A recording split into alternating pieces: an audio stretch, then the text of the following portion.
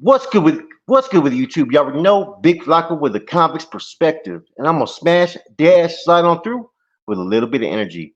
Please hit the like, comment, subscribe, do all those things to help support this channel, and hit that bell notification for future fire content. And I got a special guest, right? Now I was dropping some videos just recently, giving a lot of respect to the other cars, and how they operate and whatnot. And this my guest pretty much tapped in. He liked what I had to say, right? And I'm like, man, let's do an interview, man. I'm kind of interested in hearing things from the other's perspective, being in the feds, right? But before we get to that, man, we're going to talk a little bit about his story and get us there, right? Without further ado, man, I got my special guest, Lee. Let the crowd know a little bit about yourself, Lee. Hey, what's up, Flacco? Appreciate you inviting me on, man. Honored to be on Comics Perspective. Long time listener to your content, man. And yeah, just like you said, your video on others.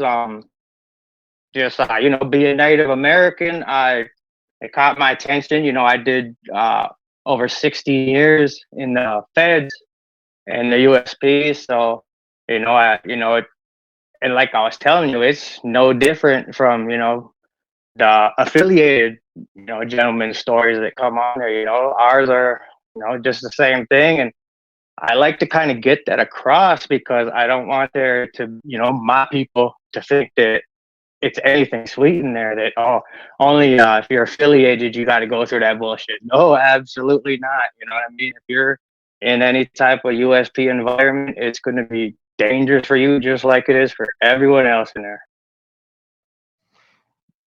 Yeah, most definitely, most definitely. Now, where you from? How were you? Let's know a little bit. Where you grew up. What you were involved in, and what led you to go into the BOP system, which is the Bureau of Prison, which is basically the federal system.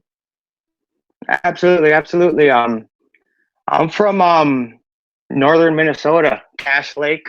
It's on the Leech Lake Indian Reservation. I'm Ojibwe. We also call ourselves Anishinaabe.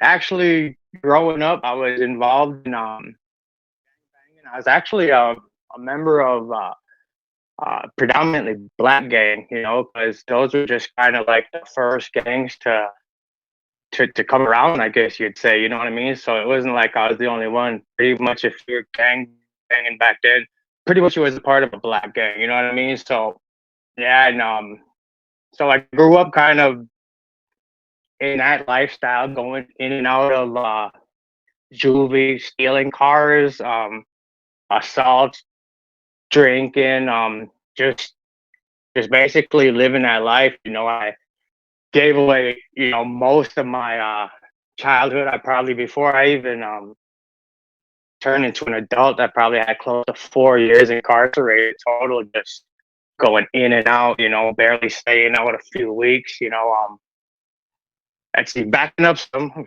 get ahead of myself. The youngest of 8 kids, my dad worked for the federal government. He's also a Vietnam veteran.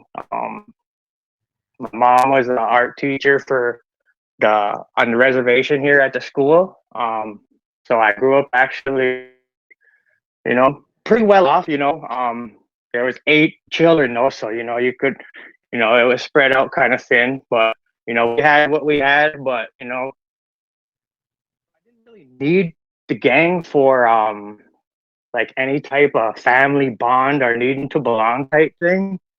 I think I just got into it just because I just like that type of lifestyle for some reason. You know what I mean? That was kind of popular back then in the 90s. I'm 41 years old now, so we're talking about the early 90s here. Yeah, and it pretty much went from there. I was in and out, and I turned 18, and that's when it got major. Yeah, I ended up catching a second-degree murder, and that's what I ended up going to the feds for. Oh wow! Now, was that murder gang related or personal?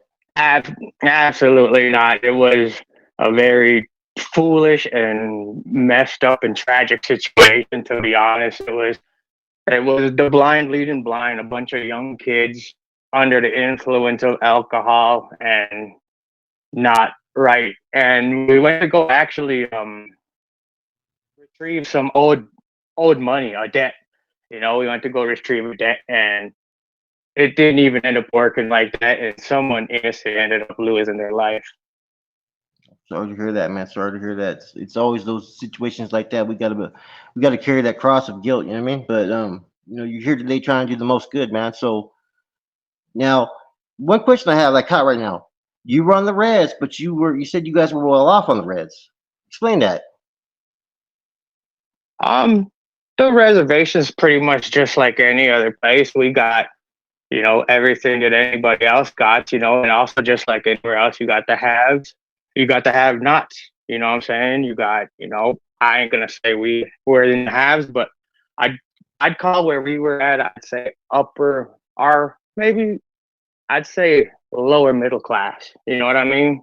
We were doing Yeah. okay, but we weren't living like extravagant by any means. You know what I mean? But we didn't go without. Yeah, yeah. I've been on the Reds, and it's total different type of lifestyle, and I know it's the same thing. The gangs that are usually over there on the Reds are usually Crips or Bloods for some reason. What gang did you belong Yeah, to? I was actually a vice lord. You know what I mean? That's what was around. Vice lords, gangster disciples, GDs. There were some Bloods and some Crips. Those are pretty much the first four that came around, and then following that, it kind of morphed into there being, straight native gangs around here now. You know what I mean? But that wasn't Yeah. even an option when I was a kid. Okay. Okay. So you get to the Feds. What year is it?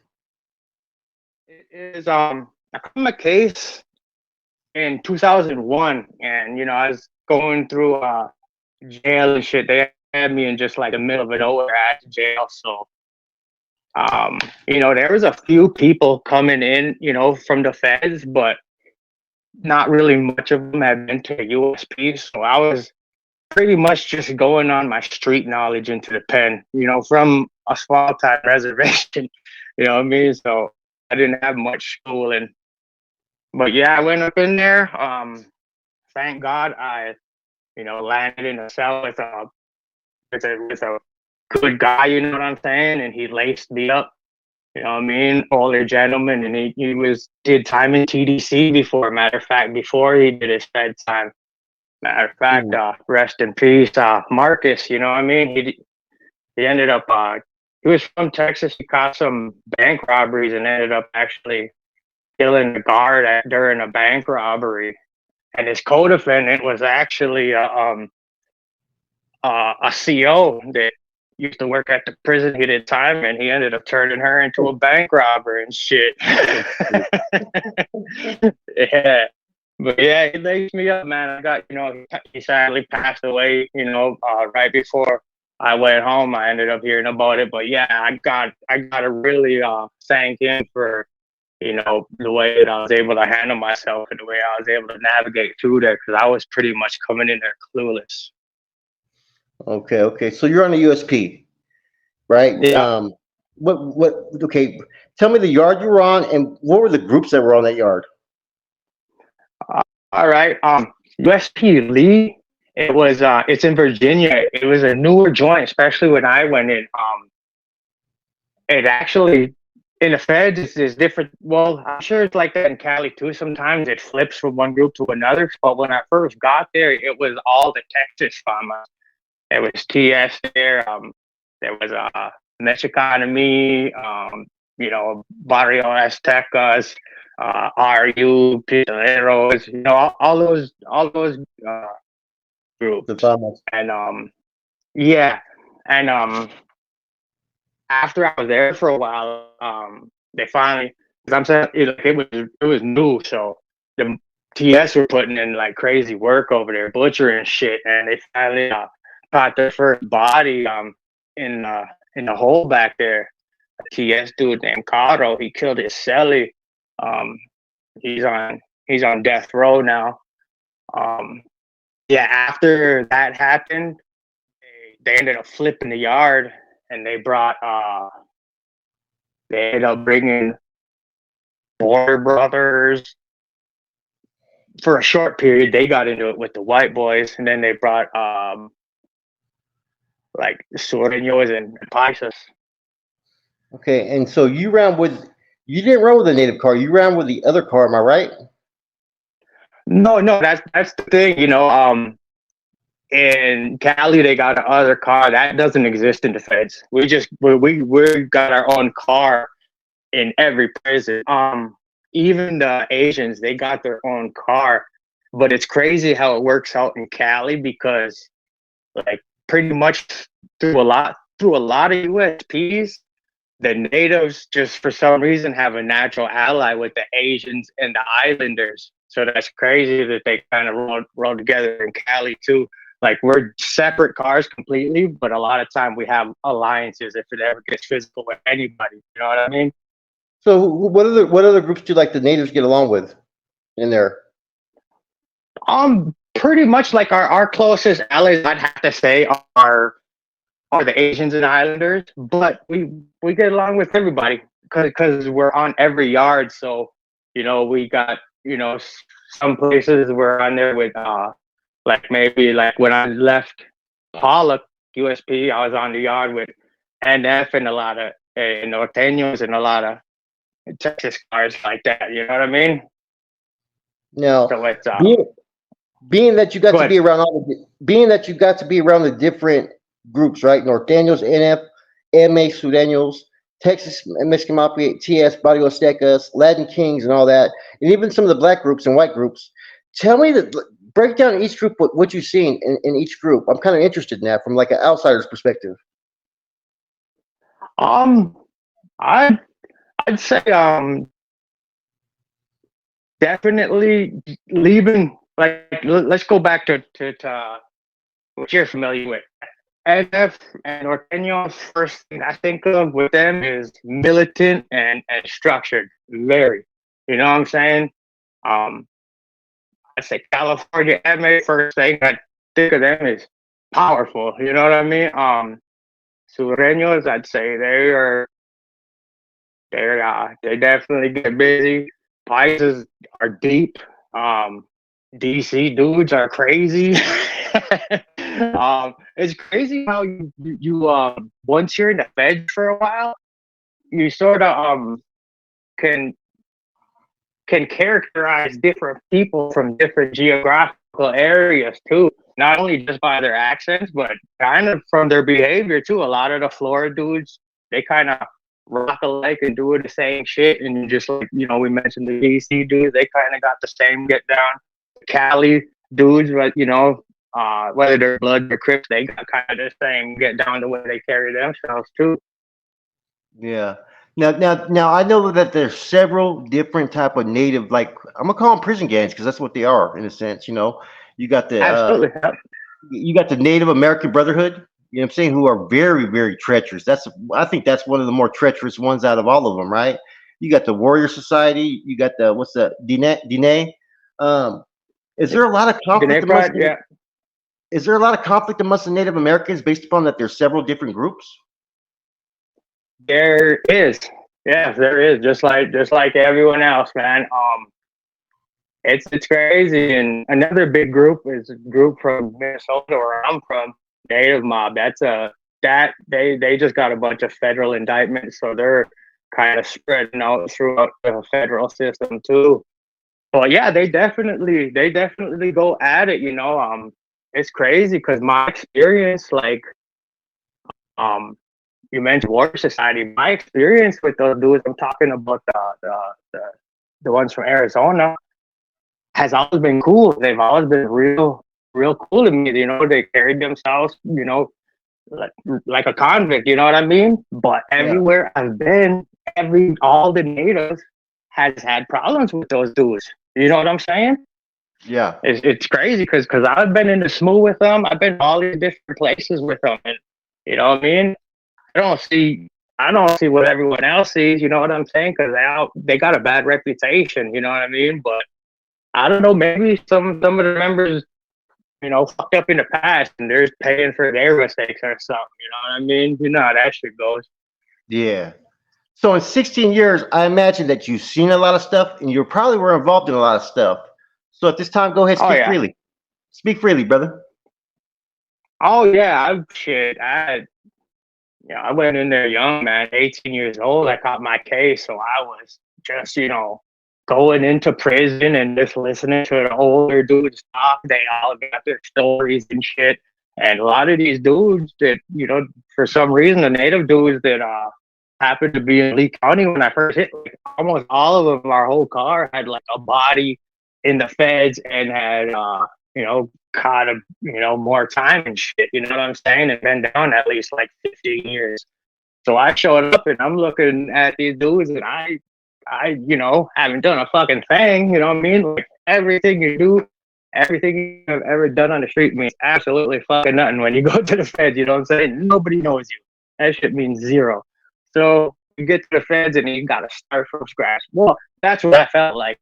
I didn't have to. That was just my dumbass thinking. That was just me wanting to fucking try and make a name for myself. Just thinking like this is gonna be my fucking home for a while. I might as well try and, get this shit out of the way early. So yeah, I fucking got into it with a lot of people. Like in Lee County, what's crazy about a lot of the people I got into it with, you definitely know, because you did plenty of time. Whenever most hits happen, it's usually in-house. What's crazy is I was kind of known for getting into it with motherfuckers outside of my car, but I was pretty much righteous in every situation. So you know what I'm saying? I kind of got some respect for that because I didn't really get too much involved in the internal politics.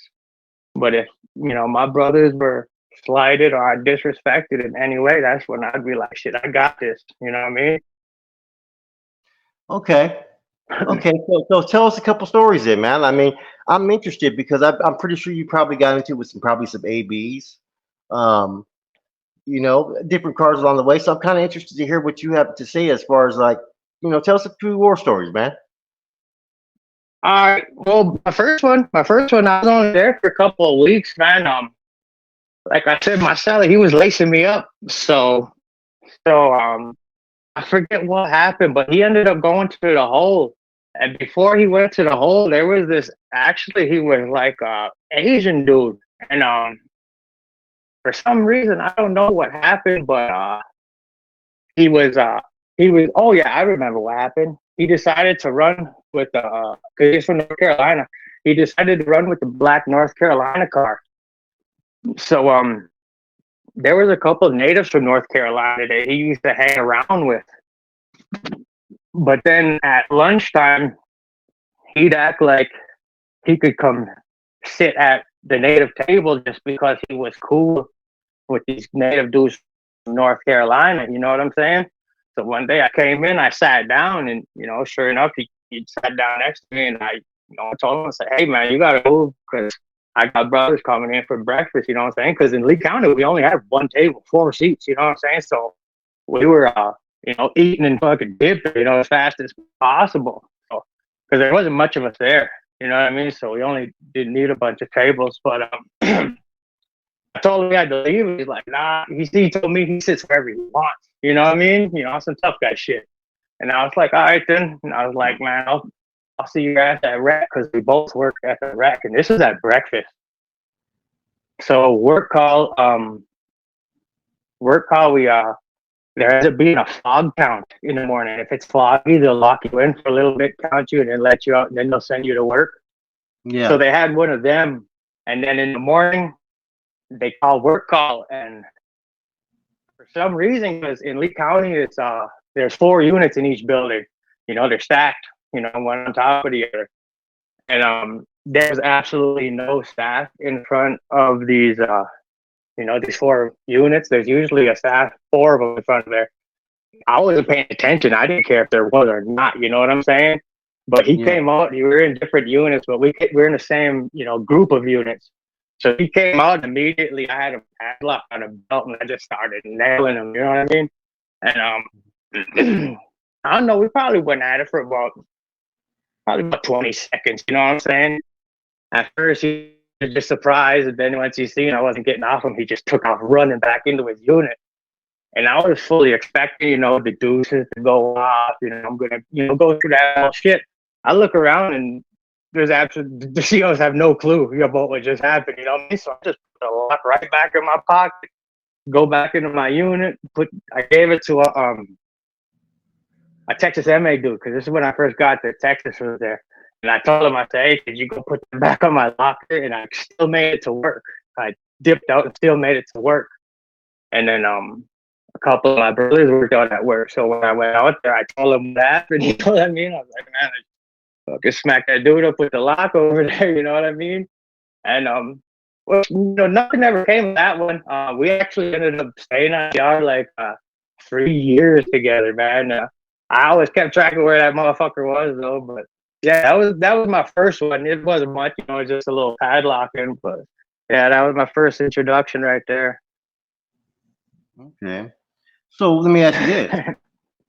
Now, being a native car, which did you guys ever have to go out to war with any groups in the BOP, or were they just skirmishes? Yeah. I sustained war, not while I was in there, but we definitely had skirmishes. Like I was involved in a riot in Hazleton. I got more time for that one.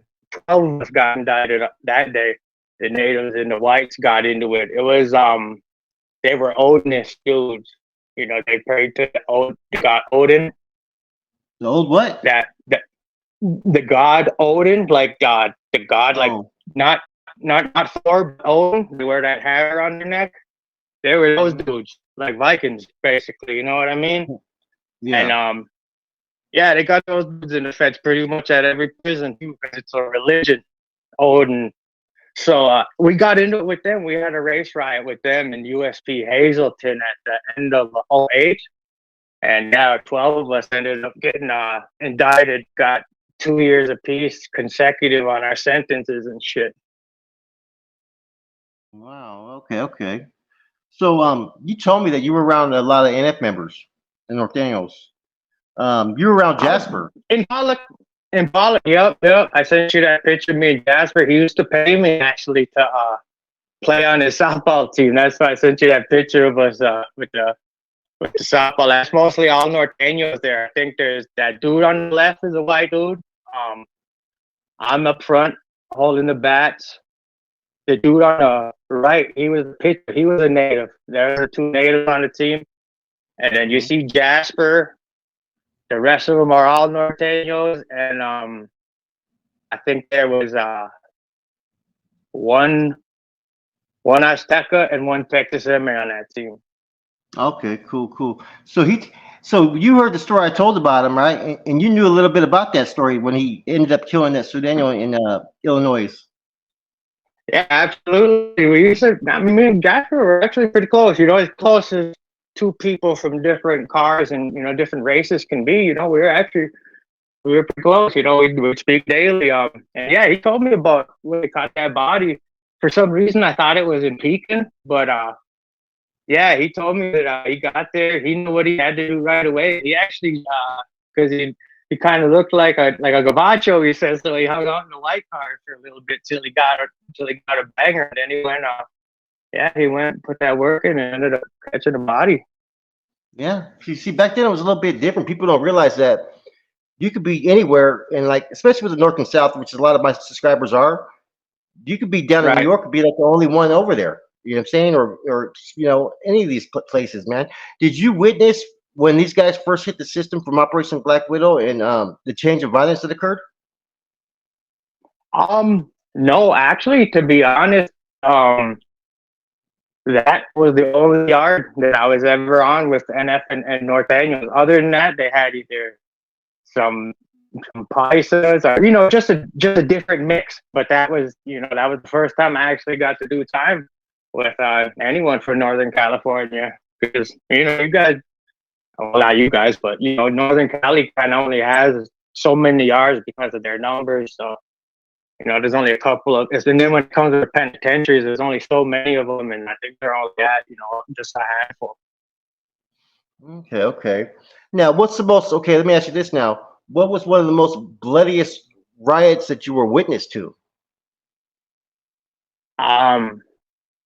Ours is pretty rugged, man. I also seen some some DC dudes get into it, and once again in USB Hazleton, that was pretty crazy. I just got there. Matter of fact, I got there during Hazleton's first murder. They were on lockdown for the very first murder.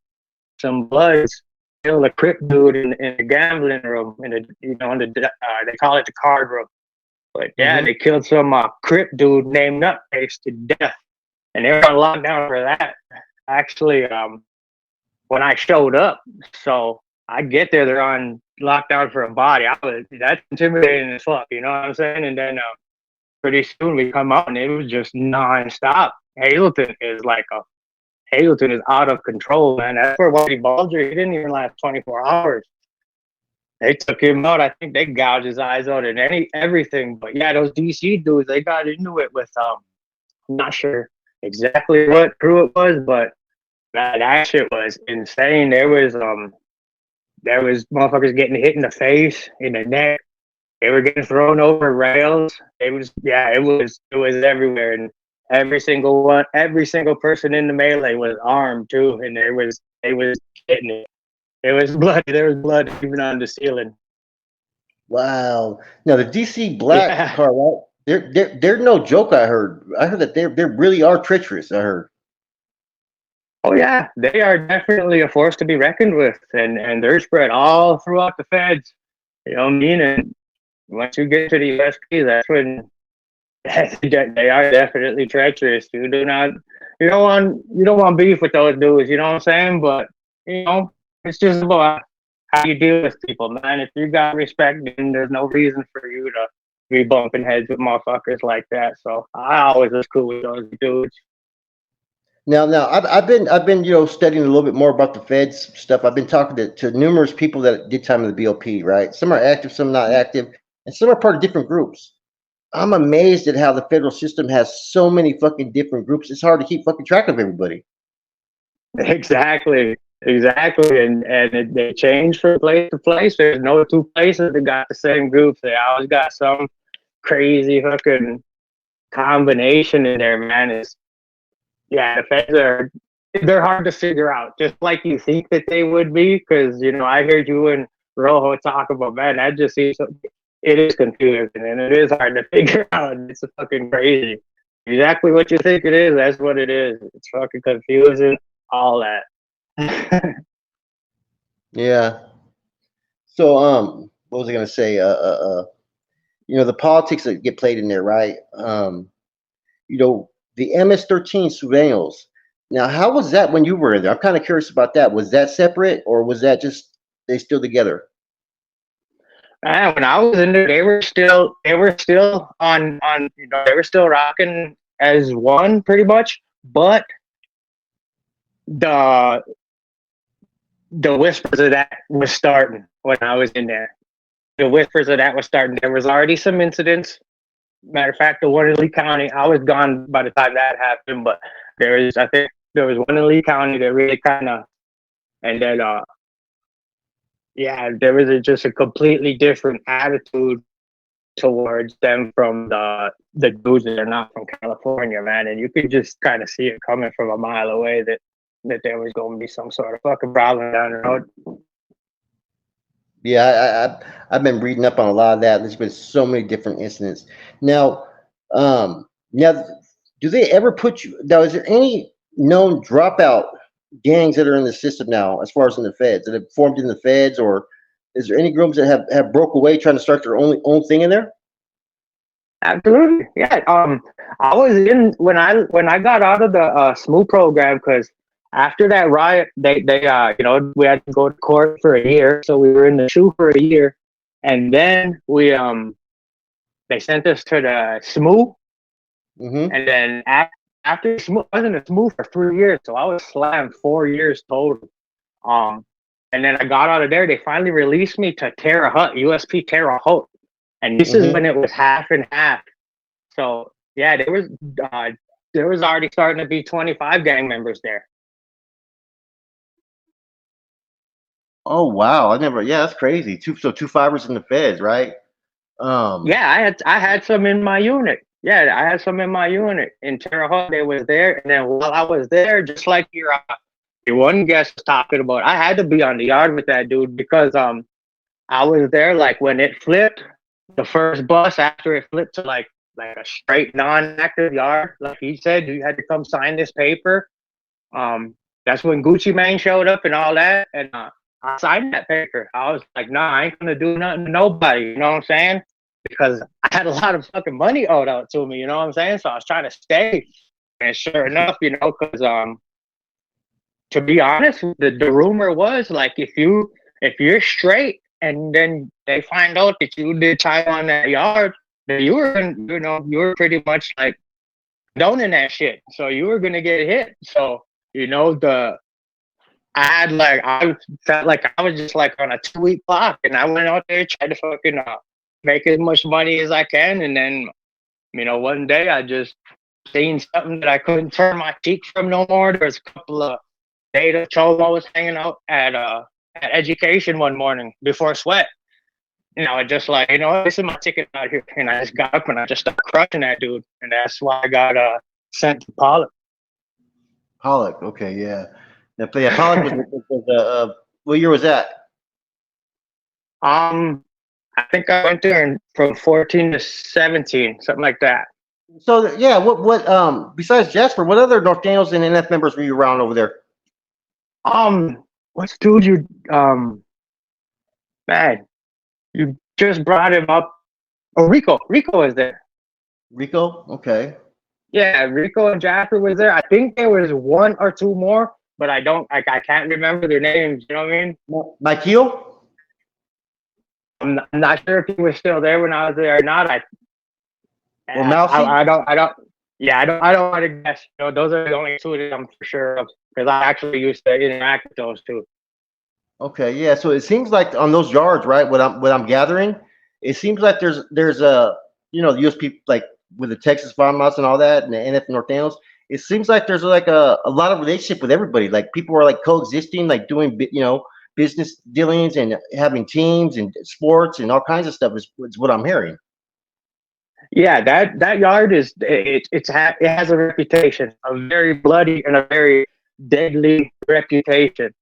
So those groups know where it's gonna go if it goes there, and everyone tries their best to avoid that shit. You know what I mean? That's why we try and handle our own. You know, that's why the rules are in place that are in place. You know what I'm saying? Because they know every fucking group, has killers. You know, is loaded with killers, and you know what I mean. Anytime we go against each other, it's really a L for everybody. Yeah, and the unfortunate thing is this. I was just doing a video about this, right? I said you got to be cautious because you may have a yard where on that yard you're the majority. You have a good handful, right? You have it solidified, right? But the next yard you may go to, you may not have the numbers. So what you may have did at the last yard, it better be worth it because that shit may carry over to the next fucking place you go. Exactly. That was like a concern for me. You know, after that shit happened with the white dudes in Hazleton, I sat there for a year. I went and did my smooth time. I come out to Terre Haute, and I don't know if it's still on with these dudes. You know what I'm saying? And there was a whole lot of natives in Terre Haute, and there was a whole lot of white dudes in Terre Haute, and all of us was, that was kind of the two cars there that had the worst reputation for putting in work with the natives and the whites on that yard. So, I got there. I didn't know what to expect. I was wound up real fucking tight. I straight up, first day in the yard, I'm like, hey, if I see anything that I even think is moving funny around me, I'm fucking striking first. I'm not gonna fucking even give an opportunity to hit me. And they're like, hey, dude, like, chill out, man. Yeah, they kind of had to. Yeah, I was kind of nutty when I first got out of this move, but it was, I've been locked down 4 years straight. I didn't know what to expect, but yeah, they kind of reined me in, like everything's cool here, man. You know what I mean? On a trip. So 16 years, there probably was a lot of murders on all the different yards, man. Was there anybody with any type of notoriety that came through? Known criminals or whatnot. Yeah, go ahead. Oh yeah, like I just said earlier, this time with Gucci Mane, he was over there. You remember that dude? I told you, Whitey Baldry, he got murked over in Hazleton. I wasn't there when that happened, but shit, in USP Lee County, I was in there with that dude Tut. He lived right upstairs from me. You familiar with him from New York? Yeah. Yep. Yeah, yeah. They believe he robbed Tupac Quad Studio. I was in there with Tut. I actually happened to catch Project Pat in Oklahoma City Transfer Center one time when he caught his fucking Fed case. I was actually in the unit with him. He is tall as hell. I didn't even know he was that big. But yeah, also when I first started out for like the first 3 months I was in there, I got to go to a medium, and that it was where Riddick Bowe was at. Big and Bo? Riddick Bowe, The fighter. Yeah, the fighter. Boxer. Yeah. He got a Fed case, and he was in Maryland, Cumberland, Maryland. So you just mentioned Whitey Bulger right now. Yeah. I'm curious what the rumors you heard about that. Oh, Not man, facts, not facts, just the rumors that people, that you were hearing. Oh man, I mean, some of the rumors ain't rumors, they're pretty much that he should have never got sent there. The rumors I heard was he crossed up a CO at the institution he was at. He actually threatened the CO, a female CO. So, once he did that, they took whatever type of protective hold they had him, because he was staying in all those, those hideout / dropout prisons, you know what I mean? Mm-hmm. But once he did that, they took that status off and sent him to probably the most dangerous prison in the fucking federal system. And they knew what was going to happen to him. So basically what I say is, they had him murdered, murdered by prisoner, basically. Yeah, but those guys they weren't affiliated in any way towards where he was from. Am I right or wrong? They were just regular dudes? I thought they were from his area, like somewhere in the Northeast. I thought at least one of them might have been from his area, and I think he already had another informant that he killed in the past too. So they knew that put that dude around what was going to happen. They parked him right in his damn unit too. Okay, I heard they butchered him, man. They cut his tongue out, took his eyes out, all that shit, mutilated him. Yeah. And man was in a wheelchair. Yeah.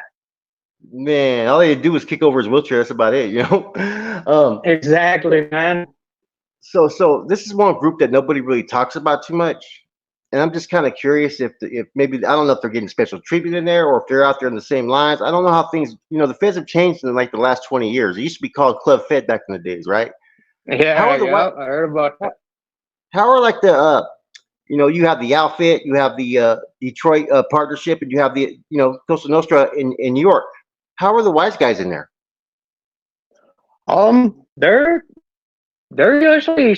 They're usually straight. They're homeboys. Usually take care of them. You know what I'm saying? Whoever they're people from the area, they pretty much look out for them, and I'm sure that those guys keep them dudes, taken care of. Okay. But yeah, you could pay for protection in there, and it ain't above those dudes. I'm sure they're doing plenty of that too.